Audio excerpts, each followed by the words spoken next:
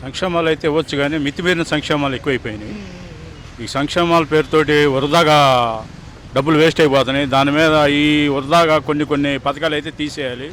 మెయిన్గా కిలో ₹2 బియ్యం, 40 రూపాయలు పెట్టి బియ్యం కొని గవర్నమెంట్ ₹2 ఇవ్వడం అంటే బయట బుల్లెట్లు వేసుకొని వస్తున్నారు బియ్యం తీసుకోవడానికి. బుల్లెట్లు వేసుకొని కార్లు వేసుకొని స్టోర్ దగ్గరకు వచ్చి తీసుకుని వెళ్తాను. వీళ్ళకి అందరికీ ఈ ₹2 బియ్యం అవసరం అంటారా? ఈ ₹2 బియ్యం తింటున్నారా వీళ్ళంతా? కాబట్టి ఈ ₹2 బియ్యాన్ని అవాయిడ్ చేసి మ్యాక్సిమం దాన్ని ఒక ₹15కో ₹20కో దాన్ని తీసుకెళ్లాల్సిన అవసరం ఎంతైనా ఉందనేది నా వ్యక్తిగత అభిప్రాయం. ఇది ₹2 బియ్యం రద్దు చేయాలి. రద్దు చేసి ఎంత కొంత రివైజ్ మా గవర్నమెంట్కి మళ్ళీ అమౌంట్ వెళ్ళిద్ది కొంత, మరి శాంతం ₹2 కాకుండా. ఇదైతే ఈ ₹2 బియ్యం అయితే ఎవరు తింటలేదు. అంతా బయటికి వెళ్ళిపోతుంది బియ్యం అంతా.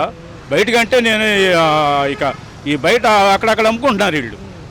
కాబట్టి ₹2 బియ్యాన్ని కొంచెం అమౌంట్ పెంచాల్సిందే, సమస్య లేదు. నా అభిప్రాయం అయితే అది. తాకట్టులో ఉన్న బంగారాన్ని విడిపించి ఆ రోజే ఆన్లైన్ రేట్కి మేము కొంటాం. అక్షయ గోల్డ్ హబ్, మీ బంగారానికి మా భరోసా.